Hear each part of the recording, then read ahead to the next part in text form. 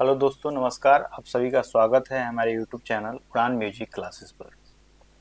तो जैसे कि हमने पहले सांगीतिक शब्दावली, फिर उससे संबंधित 100 प्रश्न तक हम लोग कर चुके थे। बच गया है कुछ प्रश्न सांगीतिक शब्दावली का, जो आज हम खत्म कर देंगे। और फिर इसके बाद हम सिर्फ और सिर्फ अभी जब तक स्टेट हो नहीं जाता है तब तक सिर्फ और सिर्फ क्वेश्चन का सिलसिला हम लेकर के आपके पास आएंगे और आपसे क्वेश्चन का पूछताछ हम लोग करेंगे। तो चलिए बिना विलंब किए हम क्वेश्चन की ओर चलते हैं। और तो आज का पहला क्वेश्चन है कि संगीत में समय नापने के लिए किस इकाई का प्रयोग किया जाता है। संगीत नापने के लिए किस इकाई का प्रयोग किया जाता है? तो तिहाई का, मात्रा का, तान का या अलंकार का। कह रहा है कि संगीत नापने के लिए किस इकाई का प्रयोग किया जाता है। तो संगीत नापने के लिए आपके मात्रा का उपयोग किया जाता है। और अभी तक आप अगर हमारे इस चैनल को सब्सक्राइब नहीं किए हैं तो प्लीज़ सब्सक्राइब कर लीजिए, क्योंकि हम आपके लिए मेहनत कर रहे हैं। और यही जो क्वेश्चन है या थ्योरी है, इसको पढ़ाने के लिए कई प्लेटफॉर्म पे आपको 1000, 2000, 4000, 5000 तक कोर्स बेचा जा रहा है, जो हम आपको फ्री में करा रहे हैं उपलब्ध।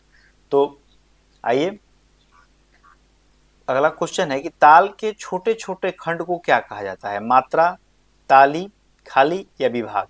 ताल के छोटे छोटे खंड को, जैसे कि मान लीजिए 3 ताल हो गया, धा धिन धिन धा, धा धिन धिन धा, धा तिन तिन ता धिन धिन धा। तो जो विभाग में छोटे छोटे खंडों में बांटा जाता है उसको क्या कहते हैं हम लोग? तो विभाग कहते हैं। पलटों का प्रयोग किसमें होता है? सितार वादन में, कायदा में, रेला में या रंग में।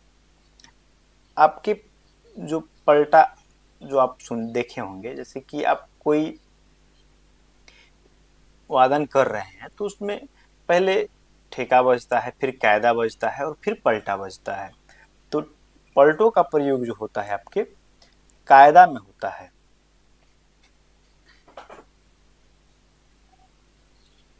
अगला क्वेश्चन है कि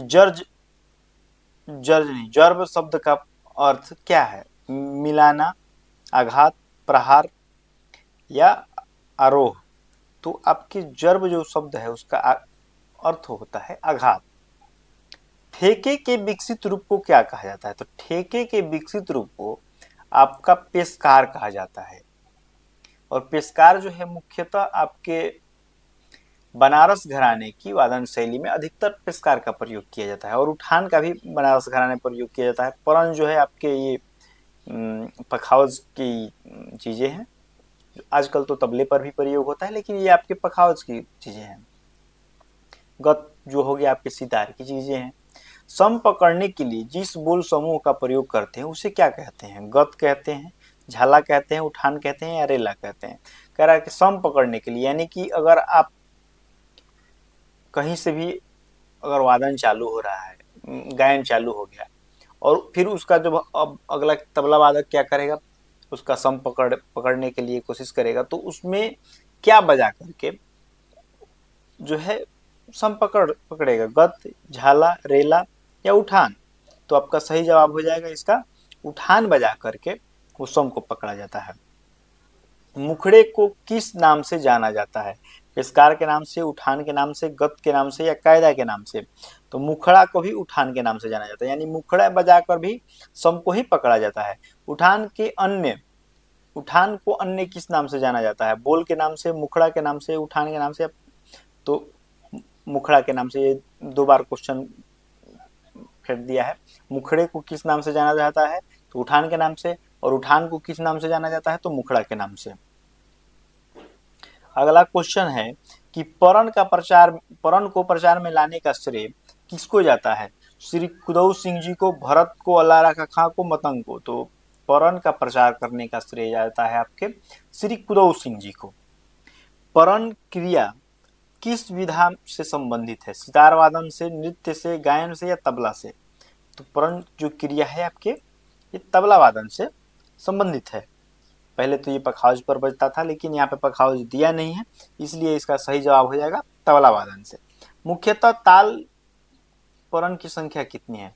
मुख्यतः ताल परण की संख्या कितनी है? 16 है, 5 है, 20 है या 4 है? तो ताल परण की जो संख्या है आपके 5 हो जाती है।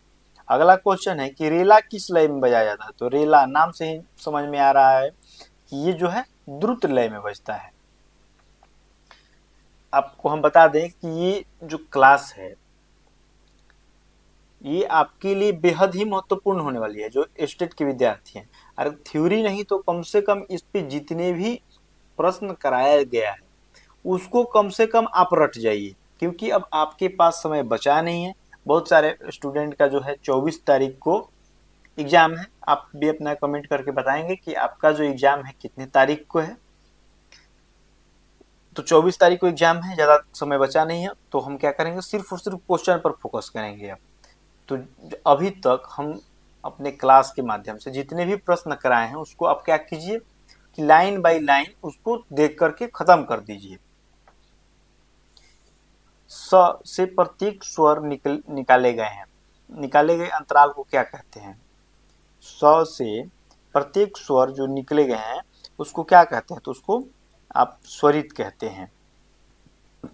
अगला क्वेश्चन है कि रेला समूह कौन सी लय में बजाया जाता है? फिर वही प्रश्न आ गया, रेला जो है द्रुत लय में बजाया जाता है। रेले को प्रचार प्रसार का श्रेय किसको जाता है? रेला जो वादन है इसको प्रचार और प्रसार करने का श्रेय किसको जाता है? तो रेला के प्रचार और प्रचार करने का श्रेय जो है आपके नाना साहब पानसे को जाता है। नौहक्का किस वर्ग का बोल है? नौहक्का कायदा का है, रौ का है, तिहाई का है या पिस्कार का है? तो नौहक्का जो है ये आपके तिहाई का बोल है। लगियों की श्रृंखला क्या, लगियों की श्रृंखला को क्या कहते हैं? लड़ी कहते हैं, रेला कहते हैं, ठेका कहते हैं, काकू कहते हैं? तो लगियों की जो श्रृंखला है उसको आप लड़ी कहते हैं। और लगी और लड़ी इन इसका जो वादन है आपके दादरा और कहारवा ताल में प्रयोग किया जाता है। एक अगला क्वेश्चन है कि एक तिहाई को 3 बार बजाना क्या कहलाता है? चक्रदार तिहाई, आवर्तन, आवृत्ति या ठेका? एक तिहाई को 3 बार बजाना उसको क्या कहेंगे हम? चक्रदार तिहाई कहेंगे। चक्रदार के कितने प्रकार होते हैं? 3 प्रकार होते हैं, 5 प्रकार होते हैं, 6 प्रकार होते हैं या 8 प्रकार होते हैं? तो आपके चक्रदार तिहाई के जो होता है ये 3 प्रकार होता है।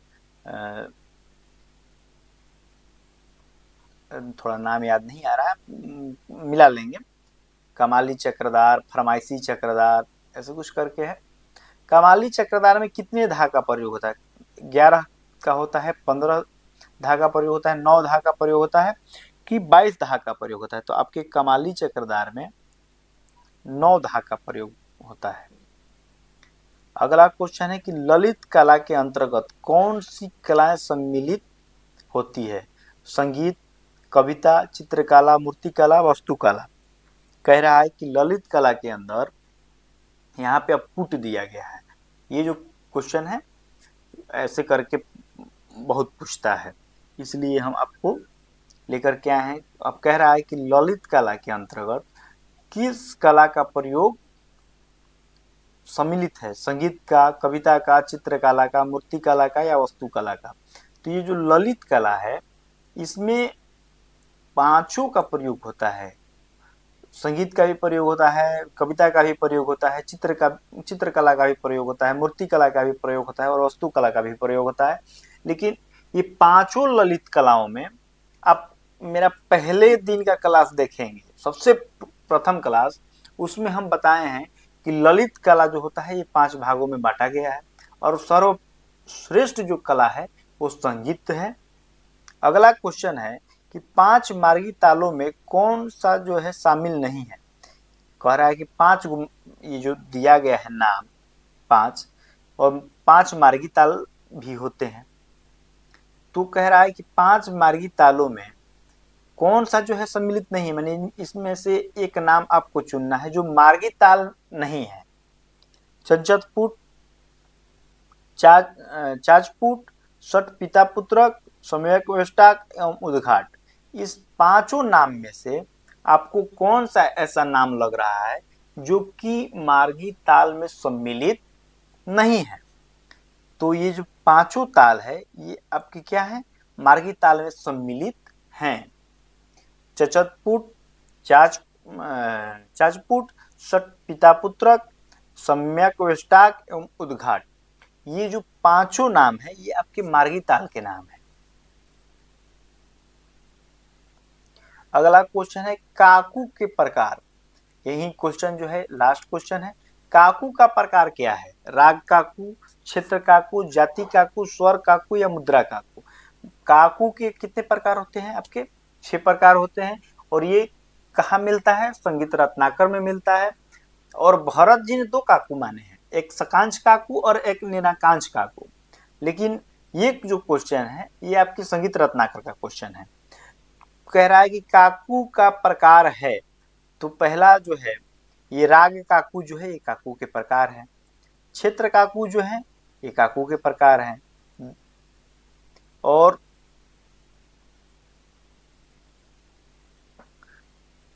जाति काकू ये काकू के प्रकार नहीं है। हाँ, स्वर काकू ये क्या है? काकू के प्रकार है। और मुद्रा काकू है ये भी आपके काकू के प्रकार नहीं है। तो 1, 2 और 4, तो इसका सही जवाब हो जाएगा सी। तो सांगीतिक शब्दावली जो है यहीं तक क्वेश्चन का जो 123 124 क्वेश्चन जो है रह गया है। आगे कुछ क्वेश्चन है जो हम आपको कराएंगे, आप निराश नहीं होइएगा। इतना जो हम आपको करा दिए हैं क्लास, इसमें से कम आपको 50 से 60 क्वेश्चन जरूर आएंगे, ये तो डेफिनेटली हम बता रहे हैं। और अगर किसी के पास स्टेट जो 2023 और 2024 में हुआ है उसका अगर आपके पास प्रीवियस ईयर पेपर है तो उसको 1-2 बार पढ़ जाइए, क्योंकि उसमें से कम 10 या 15 क्वेश्चन लड़ जाएगा। क्योंकि प्रीवियस ईयर क्वेश्चन जो है देखना बहुत ज़रूरी है आपके लिए। तो आप एक काम करेंगे, प्रीवियस ईयर क्वेश्चन आप कहीं से है तो जुगाड़ कर लेंगे, या फिर आप हमको कमेंट करिए, हम आपको नंबर देंगे और उसमें हम आपको क्या करेंगे, व्हाट्सएप से आपको भेज देंगे हमारे पास है।